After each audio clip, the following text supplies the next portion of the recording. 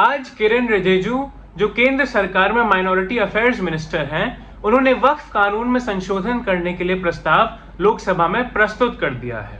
Your permission, I rise to move for leave to introduce the Waqf Amendment Bill 2024. इससे पहले कि हम ये समझें कि वक्फ कानून में बदला क्या जा रहा है सरकार द्वारा, एक बार समझ लेते हैं कि वक्फ कानून है क्या और ये वक्फ क्या है। इस्लाम में वक्फ का कॉन्सेप्ट होता है। वक्फ यानी एक ऐसी जमीन या फिर एक ऐसा एसेट जो सिर्फ और सिर्फ समाज सेवा के लिए इस्तेमाल किया जाता है और उसे कोई आदमी अल्लाह के नाम पर दान कर देता है ताकि समाज में उसे समाज सेवा के लिए इस्तेमाल किया जा सके, ताकि बाकी लोगों की मदद हो सके, चैरिटेबल इंस्टीट्यूशंस वहां पे खड़े हो सके। भारत में वक्फ बोर्ड का इतिहास ब्रिटिश सरकार के पहले से चला आ रहा है। वक्फ की स्थापना दिल्ली सल्तनत, मुगल सल्तनत, ब्रिटिश राज, और जब ब्रिटिश राज खत्म हुआ और भारत आजाद हुआ तब ब्रिटिश राज से वक्फ कानून भारत सरकार ने अपना लिया। वक्फ में यह प्रावधान है कि वक्फ के लिए जो जमीन दी गई है उस जमीन पर या तो कोई रिलीजियस पायसनेस का वर्क होना चाहिए या फिर चैरिटेबल वर्क होना चाहिए, समाज की सेवा का काम होना चाहिए। भारत के संदर्भ में वक्फ कानून में कुछ अनोखे प्रावधान है जो आपको आमतौर पर संविधान के किसी और हिस्से में नहीं दिखाई पड़ेंगे। ये कुछ ऐसे हक हैं वक्फ बोर्ड के हाथ में जो कि सचमुच में अनोखे हैं। जैसे कि अगर वक्फ बोर्ड को लगता है कि भारत में कोई जमीन का हिस्सा है जो पहले किसी जमाने में वक्फ था या फिर वो जमीन किसी वाकिफ ने वक्फनामा के द्वारा वक्फ बनाई थी, तो वो जमीन अब वक्फ बोर्ड की है। आमतौर पर जब आप अदालत के सामने जाएंगे और बोलेंगे कि ये जमीन मेरी है, तो आपके ऊपर एक बर्डन ऑफ प्रूफ होता है। आसान शब्दों में यह मतलब होता है कि अगर आप कह रहे हैं कि ये जमीन आपकी है तो आपको कुछ कागज दिखाने पड़ेंगे। कोर्ट कागज का भूखा होता है, तो ये आपके ऊपर है कि आप कागज दिखा के ये स्पष्ट करें कि हाँ, ये जमीन मेरी है या मेरे पूर्वजों की है या मुझे मिली है। लेकिन अगर वक्फ बोर्ड आपकी जमीन को आके देखता है और कहता है ये किसी पहले जमाने में वक्फनामा के द्वारा वक्फ स्थापित हो गई थी ये जमीन और ये अब हमारे अंडर आएगी, तो सबूत वक्फ बोर्ड को नहीं दिखाना पड़ेगा, सबूत आपको दिखाना पड़ेगा कि ये जमीन वक्फ की नहीं है, ये जमीन आपकी है। और यही एक खतरनाक प्रावधान है जिसके बारे में बड़े बड़े न्याय के अधिवक्ताओं ने लगातार टिप्पणी की है कि वक्फ बोर्ड को यह ताकत मिली है कि अगर वक्फ बोर्ड को सिर्फ लगता भी है, आमतौर पर आप कागज दिखा के किसी चीज पर अपना हक जता सकते हैं, लेकिन वक्फ बोर्ड के पास ये ताकत है कि भारत में किसी भी जमीन को देख के अगर उसे ऐसा लगता भी है अंदर से कि शायद ये जमीन कभी वक्फ हुआ करती थी, तो वक्फ बोर्ड उस पर अपनी ओनरशिप डिक्लेयर कर सकता है, उस जमीन को अपना बता सकता है, उस जमीन को ले सकता है। अब आमतौर पर आपको लगेगा कि चलिए एक बार को मान लेते हैं कि वक्फ बोर्ड ने आपकी जमीन पर बोल दिया कि ये पहले के जमाने में वक्फ हुआ करता था और आपने बोला ठीक है, कोई दिक्कत नहीं, मेरे पास जमीन के कागज हैं, मैं अदालत में जाके वक्फ बोर्ड के खिलाफ अपील करूंगा। 1995 के कानून के हिसाब से आप अदालत जा ही नहीं सकते हैं। अगर वक्फ बोर्ड आपकी जमीन को वक्फ डिक्लेयर कर देता है तो आप कानूनी स्तर पर वक्फ बोर्ड के ही जुडिशियल ट्राइब्यूनल में जाएंगे, जो वक्फ बोर्ड की खुद की कमेटी होती है। ये आम न्यायपालिकाओं से अलग होती है और ये वक्फ बोर्ड के द्वारा स्थापित होती है और वहां पे जाके आपको केस लड़ना होगा। और साथ ही में वक्फ बोर्ड का जो जुडिशियल ट्राइब्यूनल है वो जो निर्णय लेगा वो अंतिम निर्णय होगा और वो बाइंडिंग होगा। इसका मतलब है कि आप उसके बाद ना सर्वोच्च न्यायालय जा सकते हैं, ना आप हाई कोर्ट जा सकते हैं, ना आप डिस्ट्रिक्ट कोर्ट जाते हैं, आप अपील कर ही नहीं सकते हैं, वो फैसला अंतिम होगा। और इस प्रोविजन को वक्फ कानून का सबसे खतरनाक प्रोविजन माना जाता है, इसीलिए कि अगर आपकी वक्फ से कोई लड़ाई हो भी जाती है, अगर आप किसी जमीन की विवाद में फंस जाते हैं वक्फ बोर्ड के साथ, तो आपको जाना भी वक्फ बोर्ड के ही ट्राइब्यूनल में पड़ेगा, आप आम अदालत में नहीं जा सकते हैं। भारत में सबसे ज्यादा जमीन जिन संस्थाओं के पास है उसमें तीसरे नंबर पर वक्फ बोर्ड आता है, यानी कि बहुत ज्यादा जमीन है और वो सारी जमीन वक्फ के लिए इस्तेमाल हो रही है, वक्फ की तरह इस्तेमाल हो रही है, यानी कि समाज सेवाओं के कार्यों के लिए। उन पे अस्पताल बने हैं, उन पे कई सरकारी बिल्डिंगें भी बनी हैं, उन पे अलग अलग तरीके के समाज सेवा या पूजा आराधना के स्थल स्थापित है। कुछ जगहों पे तो ऐसे केसेस भी सामने आए जहां पे कई हजारों साल पुराने मंदिरों को भी वक्फ जमीन पर स्थापित बता दिया गया। बड़ा सवाल यही उठता है कि अगर वक्फ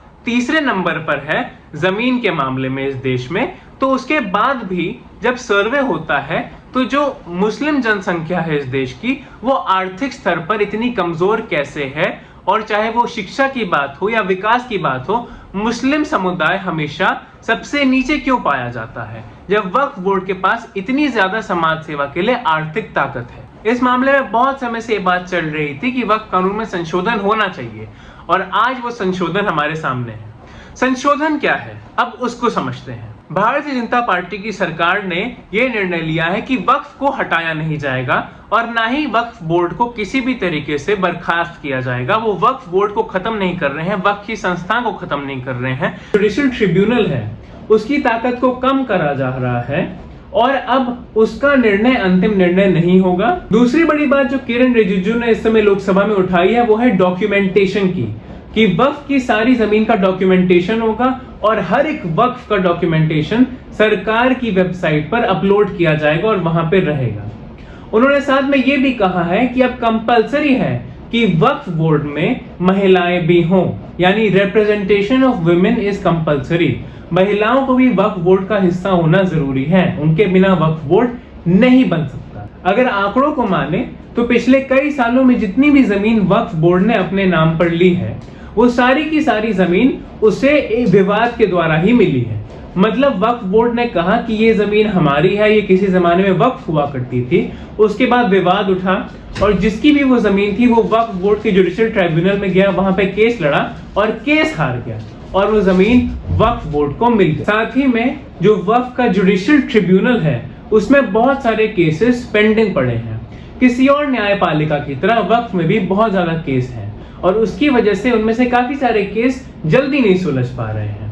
तो इस पे केंद्र सरकार ने अब संशोधन करके एक नया पैंतरा आजमाया है कि वक्फ में जो भी विवाद उठेगा उसमें 90 दिन की अपील होगी और साथ में उस विवाद को 6 महीने के अंदर रफा दफा करना ही पड़ेगा। साथ ही में बहुत सारी सरकारी जमीनें जो वक्फ के नाम पर ले ली गई हैं, उनको लेकर भी यहाँ पे संशोधन किया जाएगा कि ये सरकारी जमीनें अब सरकार के पास वापस आएंगी इस कानून के पास होने के बाद। आज भी वक्फ की जमीन को हर तौर तरीके से इस्तेमाल किया जा रहा है।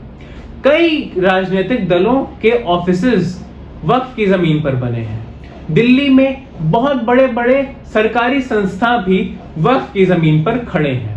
जाहिर सी बात है, जब देश में तीसरे नंबर पर सबसे ज्यादा जमीन वक्फ बोर्ड के पास है तो बहुत सारे सरकारी संस्थान होंगे ही वक्फ की जमीन पर। जब ये खबर उठी तो कई लोगों को लगा कि भारतीय जनता पार्टी पूरी तरीके से वक्फ का संस्थान ही बंद कर देना चाहती है और केंद्र सरकार जो संशोधन ला रही है उससे वक्फ बोर्ड को पूरी तरीके से बर्खास्त कर दिया जाएगा। वक्फ बोर्ड के साथ छेड़खानी हो रही है।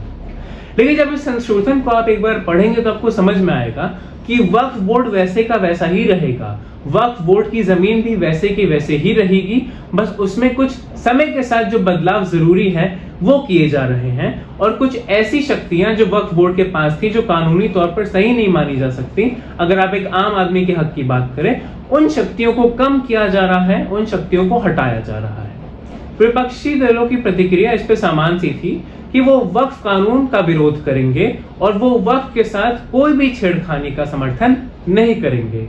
उसने वक्फ कानून में बदलाव को समर्थन दिया है और कहा है कि केंद्र सरकार को इस कानून में बदलाव के साथ आगे बढ़ना चाहिए। यहाँ पर ज्यादा फायदा इस बात का उठाया जाएगा कि मुस्लिम समाज के लोग आमतौर पर आर्थिक स्तर पर उतने मजबूत नहीं होते जितने हिंदू समाज के या पारसी समाज के लोग इस देश में हैं। और आंकड़ों में भी ये बात साफ है कि मुस्लिम समुदाय विकास और शिक्षा के मामले में पीछे है। और इस पीछे होने का फायदा उठाकर अगर कोई इंसान गलत अफवाह फैलाए या फिर कोई भी तरीके से ये बात कहे कि अगर केंद्र सरकार कोई संशोधन ला रही है तो वो पक्का गलत ही है क्योंकि वो भारतीय जनता पार्टी का संशोधन है, वो पक्का मुसलमान विरोधी संशोधन ही है क्योंकि वो भारतीय जनता पार्टी का संशोधन है, तो ऐसी बातों पर हमेशा भरोसा करना जायज नहीं है। केंद्र सरकार में जो पार्टी बैठी है उसका व्यवहार जरूर ऐसा है कि वो आमतौर पर मुसलमान समुदाय के खिलाफ रहती है और अपनी हर राजनीतिक पहल में मुसलमानों को ही दुश्मन घोषित करना चाहती है। लेकिन केंद्र सरकार का ये एक ऐसा बिल है जिसके संशोधन में मुसलमानों को दुश्मन बनाना या मुसलमानों के खिलाफ कड़ी कार्रवाई करने से कोई भी प्रावधान नहीं जुड़े हुए हैं।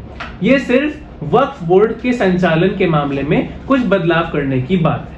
सबसे जरूरी है कि हमेशा हर संशोधन को ध्यान से पढ़ा जाए, समझा जाए और उसके बाद अपनी राय दी जाए।